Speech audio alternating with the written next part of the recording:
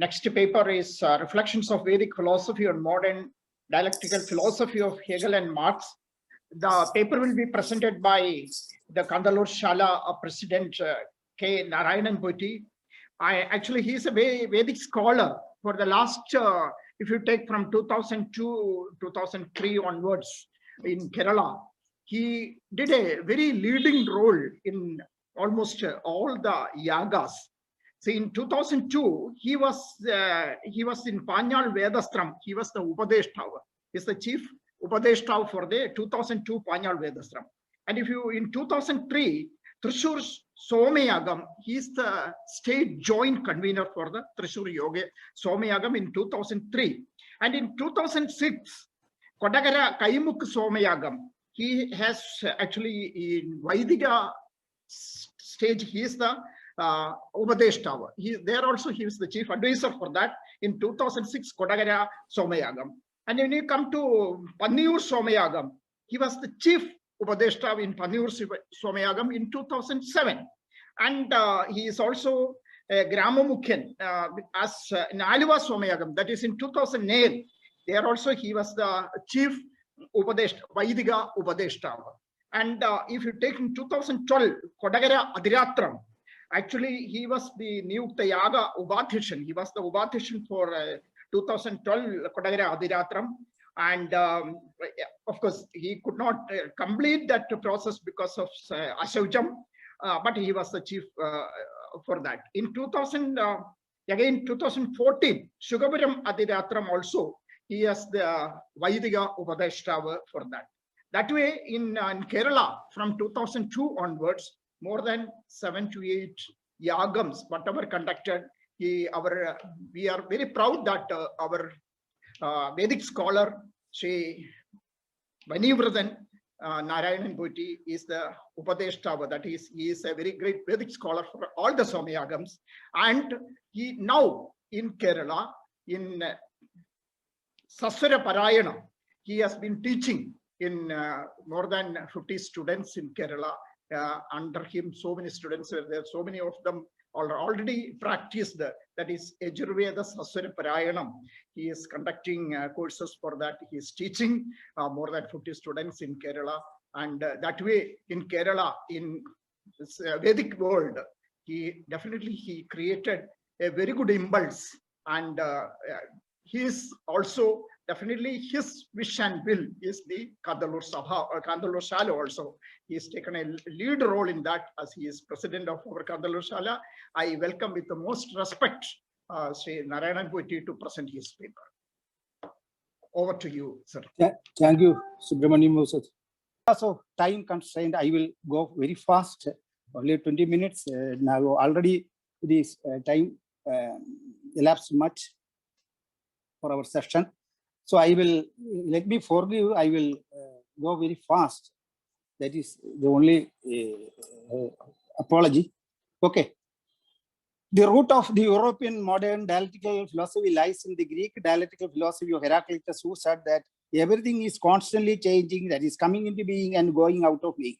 The three basic laws of dialectics of Hegel and Marx are the principle of change, or otherwise law of negation. Second one, the law of unity and conflict of the opposites, and three, transformation of quantity change into qualitative change. The purpose of this present article is to show that in the cognition of philosophical thinking of Vedic series, the operation of all these abstractions of thoughts used in these two schools of dialectics could be seen. But Vedic rishis in their philosophy gave more importance to the Adhyatmika Prakriya, the internal spiritual change of man for the development of society. Rigveda first mandalam says, Yunjandi Bratna Marusham Charatam Paridastusha. Bratnamidi, Aditya Rubena Avastidam, Arushamidi, Agni Rubena Avastidam, Vai Rubena, Sarvada Prasaranam, Paridastusha, Paridovastida, Logatraya Vartina, Sarva Murti Vishesha Budhani, Rojana, Nakshatrani, Diloga Pragashante. Agni is converted to Vayu, which represent motion, and then converted to growing light in the sky, the upper atmosphere representing the development and motion in the higher plane. Then in Prashna Upanishad, 11th chapter says, Prane Sarvam Pradishtaram. Chandogya 6th chapter again says, Prano Tiyai Vedani Sarvani Bhavati. The 10th mandalam says, Vidyat Rupam Parame Vyoman Vipradi Yonis Tajaran. And Taitariyam, third Kanda, says Vayur Vai Charan. Kaushidika Brahmanam in the 8th chapter says Vayur Vai Prana. Then Aidareya Brahmanam, 5th chapter again says Sarvani Budhani Pranayadi Prana iti Ajakshade. Govada Brahman, 2nd chapter emphatically says Prana Panu Brahma. Here Prana and Apana are described as motions opposite to nature, since Prana represents the motion going into a system and Apana represents the motion going out. Again in Shatabada Brahmanam 14th chapter says Pranana Sarvani Bhudhani Samyaji. Here prana or motion is attributed as the quality of all things that are eternally coming into being and going out of being. There is one nirukti for Vayu, Vada, Vaditi, Sada, Gedi Gandhanyo. That is the Nishpati of Vayu. This etymology itself tells that Vayu represents universal eternal motion. Veda 3rd Mandala says Charada Pada Trivishnunam Vijada. And the meaning of it is given in the commentary as this Sarvanabi Buddha Jadani Jangamatmakam, Stavaratmakam, Sanjaral, Padatri Vishnu Vijadaram Vishwa Megam Charal. The concept of eternal motion is as universal aspect is described here. The next part, the negation or negation, I will discuss later. Then, what Dhamamurti sir told, said that there is no dialectics in Veda. Sorry, sir. Veda is full of dialectics. Dialectics is very well, logical dialectics is very well established. And Veda emphatically says that the world is Dvandatmakam, Midhanatmakam. Neither Brahmanam 3 chapter says Dvandam vai Midhanam. Rigveda 8 chapter says Midhanam Vakadoro Ratham. Kaushidika Brahman again says Dvandam vai Viryam. Either Brahman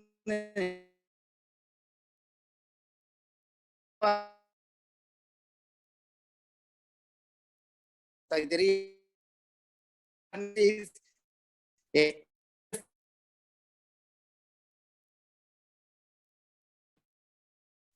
here, Shadabdara Dvayam by Idam. Samhita again says Yuvakar Midinam, Rajavidar Midina, Taitri Samhita.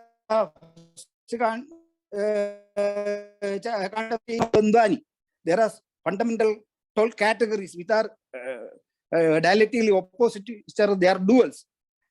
So that concept of dialect is there. And then Irgwadila 8th chapter, Vashadi Pradimoda Pushpavadi Prasupadi, Ashwai Sajitpari Viruda Parishma.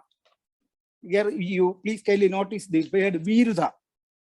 Other similar verses from Sudi are other Veda, 6th chapter, Virudam Vishwado Vidya. Other Vedam is the same 6th chapter says Vashadeo Buddha Bhavadam. In similar verses, the word etymology shows that Oshadaya and Viruda represent development of motion and opposition to them, that motion, respectively, Virudam and Vairudyam are words having same etymology, and Oshadi is the development which acts against Virudam. Other way, the 6th chapter says Virudam Vishwado Virya. The existence of opposing things is here described as a universal feature. Shatabada Brahman 2nd chapter describes Ushas and Divam. They are created by the act of opposing forces, and Aidarayam again in 2nd chapter says Ahoratro Va Usha. Here unity of opposing forces and their importance in motions of development in nature are implied. The idea of interpretation of the opposite are depicted in the following very verses. Rigveda 10th chapter says Veda Hridasya Vrini, and the 9th chapter says Vedena Yonim Asadan. Other Veda 5th chapter says Dyava Prithivi Vaswa Veda Ajakshade. And there is one more Vakya Veda Chetrunam Kriye. Similar verses in Veda, though the word Veda, in Veda, the action of opposing forces and their interpretation in different processes of nature are expressed. Thus, we can see the philosophical ideas of constant incessant motion, unity of the opposite, and their interpenetration of opposite in many Vedic verses, which are being used to express the above ideas through the words like Virudam, Veda, Mithunam, Dundam, and Virudha. In the 10th chapter, we can see that the word Kevala is used to express the formation of the idea of abstraction in human perception. Here Rishi says, Aprajayata Satyam Prabhibi Kevala Bhumabdi Kevala. Yadharthame Veda Nityaham Vadami Vijane Choshayadi Sadharma Ubayogam Na Bhavishadi. Rigveda 10, first chapter again says, Toshtaram Agriyam Vishwarubam Bubakwe, Asmagamastu Kevala. Meaning is Shreshtam Bhagavitarupovedam Toshturnamakam Ubahuyami Asadharana, Idrebyo Arigraham Prayojanam Karodu. Here also we can see the using of the very same concept, saying that unusual meaning of higher level from the primary level as an abstraction is obtained by considering different qualities which being put together to form the abstract meanings. Naidariyaraniya 5th chapter says, Ando Vai Paramam. Thandi Brahmana says, Ando Vishnu Devadana. In many Vedic aphorisms like this, here we can see the concept of formation of absolute ideas in perception. Sadavadara Brahmanam says, Paramam Uttamam Imayaloka, Paramam Yoma, Sasarvani, Ayedasmin Duvani. Then Rigveda, first chapter again says, Tat Vishnu Paramam Padam, Sadavashyandi Surya, Viva Chaksharasadam. Then again, Rigveda, we see Vishnu Paramam Padam. We can see, observe using of the formation of concrete idea in Rigveda, the first chapter by using the word Pindam, commentary of which says, Rdu Kronomi, Pindanam Madhye, Deepta Swasha Sarta, Dupalakshana Minya, Midaru Ahoratre, Devu Kale, Kale, Chinat Mitani, Ya Rutha Pindam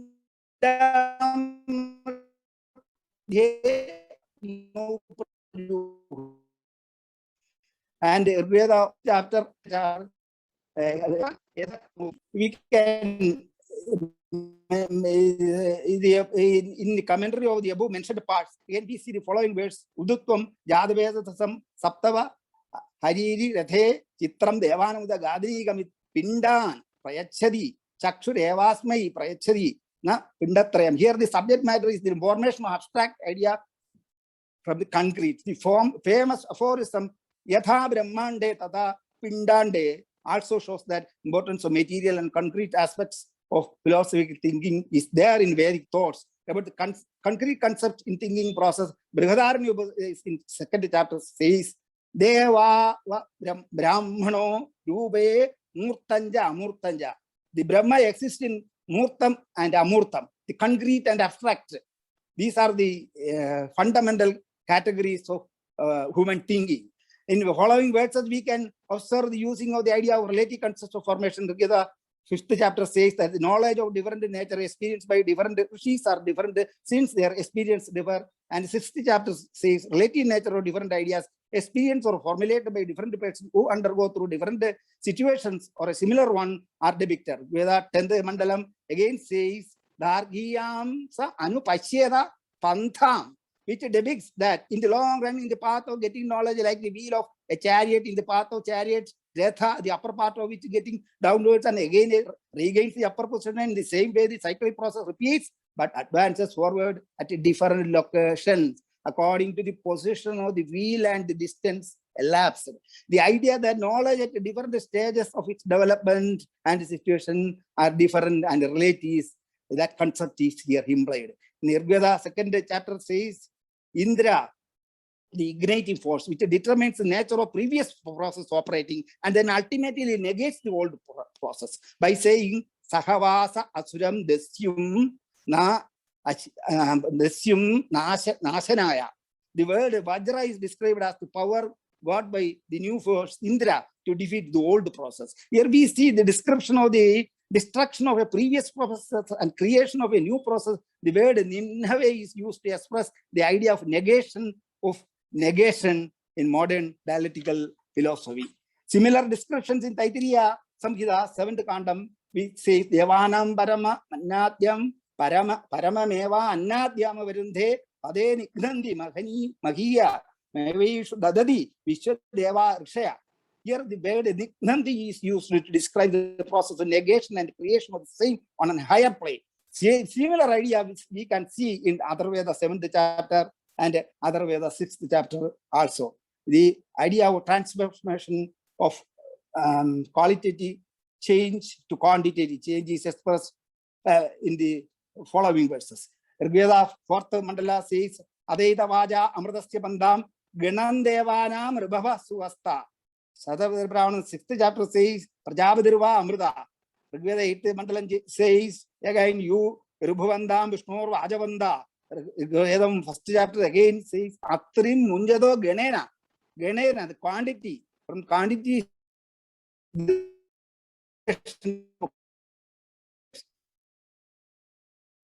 Atrin Namahastamasu Mukta.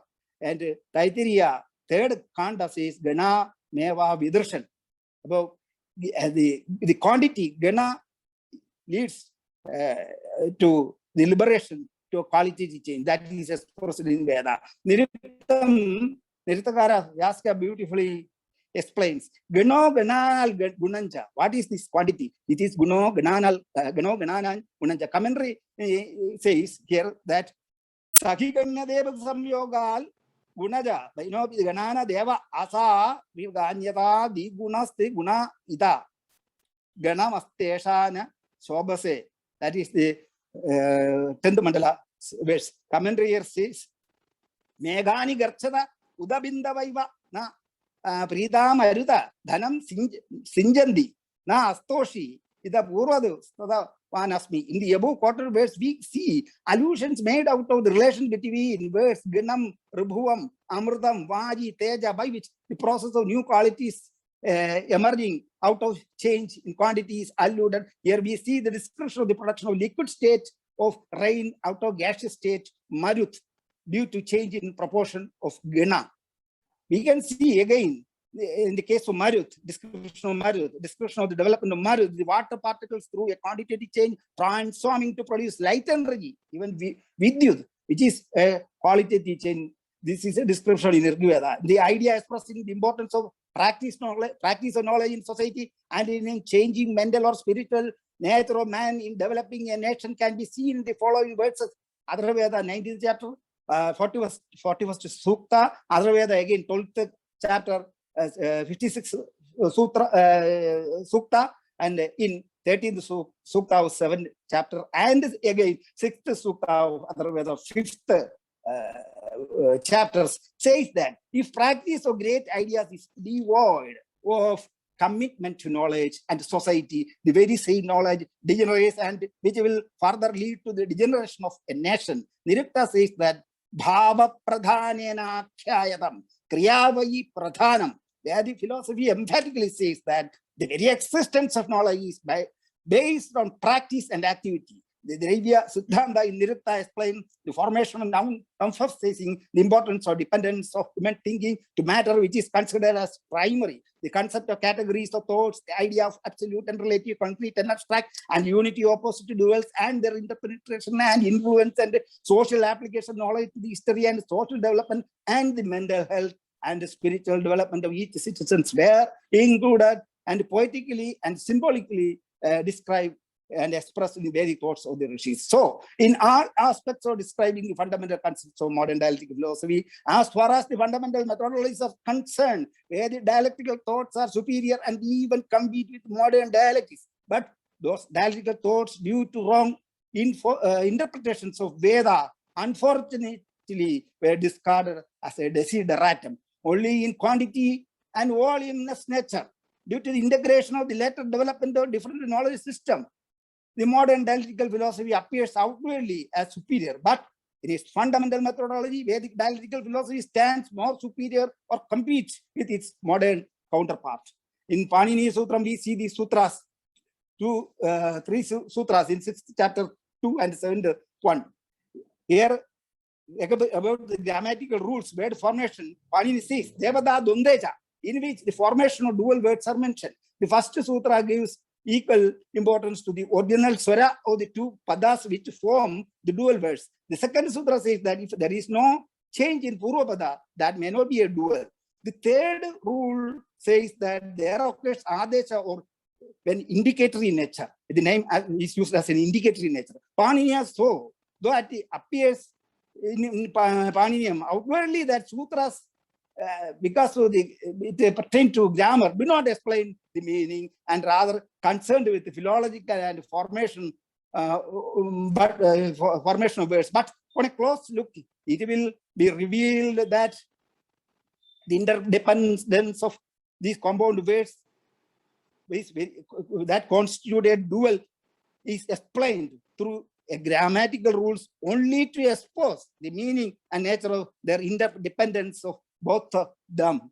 Nirukta 7, chapter 4th sutra says, Adashtau Dandani Sadamanyata Gandu Nivarthan Devadan Pratishtha Drishameda Do Bhavadi Mahabhagyaval Devadaya Ega Atma Begudas Tuyada Egasyatmano Nya Deva Prasangani Pavandi Abhija Satwanam Prakriti Bhumam Rishayas Tuvandityahu. Atma is here called as Ratha and Ashwa and Ayuda. Certain rules like Ulukalam Musulam, Mitravarnam, Deva Prithvi Ashunam are here categorized. Ulukalam is considered as Prithvi and Musulam as Divam. We should here remember about the dualism of Uttara Arani and Adharada Arani to ignite fire in yagas. Interaction and interpretation of the dual Prithvi Dyo explained as Prithivya Twasta Sambhoga Priyana Chatastude. Here, Yaska says there is a Sambhoga, an interrelation between Prithvi and Dyo. Tena Ma Upasanjidam. Then the rains come. Ulugalamidi, Urugaram, Usalam, Mughal Saram, Saradi is flow, and Prihigarnam attributed by interaction of Musalam and Ulugulam, by which grain is produced for Dasapurnamasa for Puradasha.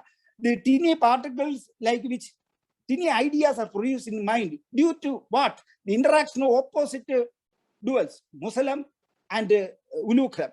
Two, philosophical category can be used to describe certain qualities of different entities as abstractions of thought, and their dialectical relations of these duals are here implied. Nirukta 7th chapter again defines about what is Ashwa. Ashwa is not an animal. Veda never in Veda Ashwa is described as animal. But in Agni, no, Ashwa is described as Agni. Rigveda 10th chapter defines what is Agni. In Parnunam Jadavedam Asham Hinoda Vajinam Idam no Bergi Yasade Asya Prajada Vedaso Vipra Virasya Usha. That is Jada Agni Ashwa is Jadavedas. This Jnanam, here Agni is Jadavedas. This is not Nirukta's word, it is Rigveda's verses. Knowledge which is called Ashwa, and Niruktam 9:1 says Ashwa itself is a chariot. There is no comparison of different type of chariots compared by certain Indologists. There is not necessary because Veda says Ashwa itself is a chariot. Then again, Kasmat Ashunide Advanam Mahasano Bhavadiva. Chatapada Brahmanam says Bijam Vashwa. Chatapada Brahman again says Indra Vashwa, Atma Vaishwa. Chatapadam 13th chapter says Vajro Ashwa. And in Veda, Ashwa is a philosophical category. Moreover, Vajasane Samhidas in 22nd chapter say, Brahma Ashwam Dasyabi Devya Prajayade. Ashwa is Brahma. Why such a aphorism is there? Because in Veda, Ashwa is not an animal, it is a philosophical category, and it tells Ashwa not as an animal. Though etymologically Ashwa means root pervader or voracious. Many ask only the unfortunately, it is a pity that they call the Ashwa is described as an animal for interpreting Veda. The word Ashwa is derived from the root ash, to pervade. The horse pervades the path, light also pervades what? Anything pervades the path is Ashwa, or it is denied for the root ash to eat or voracious. Ashwa is not an animal. It is a philosophy expressed in Vedic period To disprove the antiquity of Veda, this philosophy is attacked with the bones of horses excavated in an earlier period of Mitanni or Semitic kingdom of Syria. Then the paleontology, genetics, archaeology, philology, and anthropology were quixotically mixed to say that Veda existed in a recent period only in after BCE 1200. Here, real politicians accuse Indians who is in tune with the rishis see Ashwas Brahma. We also do not fear in expressing our views or finding of bones of horse by digging out could not determine the antiquity of Veda philosophy or the rishis who saw Ashwa as a philosophical category and even called it as Brahma or the greatest universal abstraction in philosophy. It is a point of contention that having strong points to believe that Greeks got dialectical philosophy from India and from whom the German philosopher Hegel later got the ideas to develop modern dialectical philosophy. I here conclude there is a possibility of migration from India to West also, and transfer of knowledge to West from India also might have taken place. If we consider this possibility, the entire system of arguments against the antiquity, recent antiquity of Veda will collapse, and along with the notion that dialectical philosophy was ultimately created and developed by West. Thank you. Thank you.